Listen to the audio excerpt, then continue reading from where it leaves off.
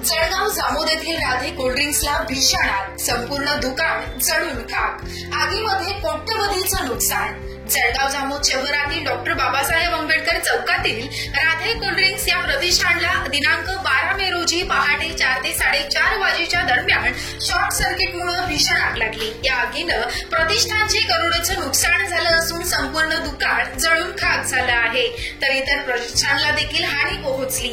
याबाबत माहिती अशी की पहाटे 4-4:30 वाजेच्या दरम्यान ही आग स्थानिक नागरिकांना दिसून आली।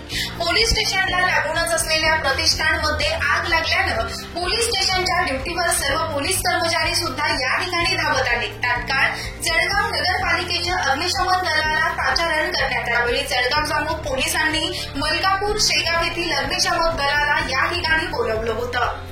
तीनही गाड्यांनी मिळून या आगीवर नियंत्रण मिळवलं। पहाटेची वेळ असल्यानं कुठलीही जीवितहानी झाली नाही, तसेच हवा आणि वादळ नसल्यानं इतरत्र आगीचा विस्तार झाला नाही। साधारणतः 9 वाजे दरम्यान आग विझवण्यात यश आलं। तसेच आगी दरम्यान 2-3 वेळा सिलेंडरचे स्फोट झाले असून घटनास्थळी मोठ्या प्रमाणामध्ये नागरिकांनी गर्दी केली होती।